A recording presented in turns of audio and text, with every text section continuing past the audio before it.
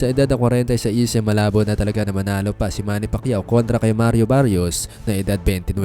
Pero bigla na nga lang nagulat ang lahat nang makita nila na mag-ensayo si Manny Pacquiao at eto na nga ang kondisyon ni Manny Pacquiao ngayon.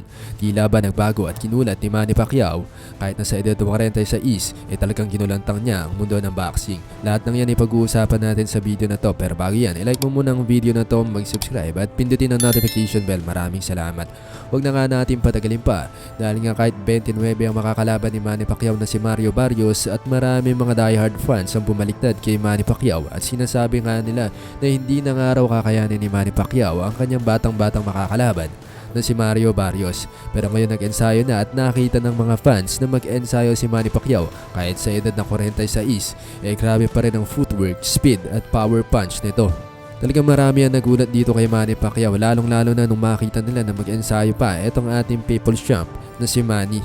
At ito pa ang inaabangan na lahat dahil kapag nanalo pa si Manny Pacquiao kontra dito kay Mario Barrios sa edad ng 46 gagawa na naman ng panibagong history itong si Manny Pacquiao. At ito pa ang dapat mong malaman dahil pwedeng maging isa sa pinakamalupit na boksingero sa kasaysayan. Pero itong pahayag ng isang batikang boksingero ang gumulat sa lahat dahil sinasabi nito na maaari pang araw na manalo at malaki pa ang tsansa ni Manny Pacquiao na matalo si Mario Barrios kahit matanda ng araw ito.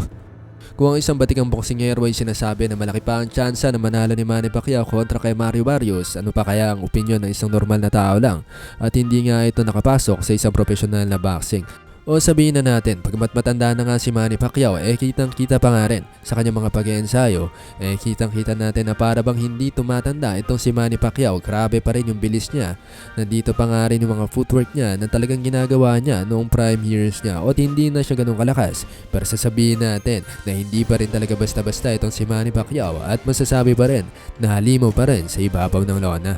Ikaw, ano masasabi mo dito sa bakbakang Mario Barrios at Manny Pacquiao? Ano masasabi mo dito sa makakalaban ni Manny Pacquiao na si Barrios? Kayanin kaya ito ni Manny Pacquiao? I-comment mo lang dyan sa ibaba. Maraming salamat.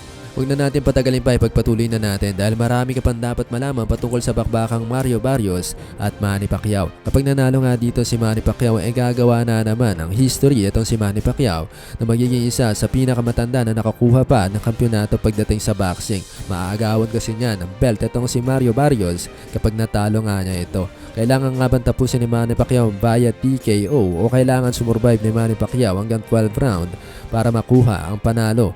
At ito pa ang talagang nakakagulat na dapat mong malaman dahil ang pag-iensayo ni Manny Pacquiao sa Estados Unidos mga pare ko ay talagang pinagkakaguluhan ng mga tao. Napakarami pa rin talaga mga fans ni Manny Pacquiao na sumusuporta sa kanya kahit napakarami na hindi na sumusang-ayon at hindi na sumusuporta na sinasabi na matatalo lang daw ni Mario Barrios itong pambato natin na si Manny Pacquiao. Ano masasabi mo dito sa mga nagsasabi na madaling araw matatalo ni Mario Barrios si Manny Pacquiao? Mag-comment ka lang dyan sa ibaba.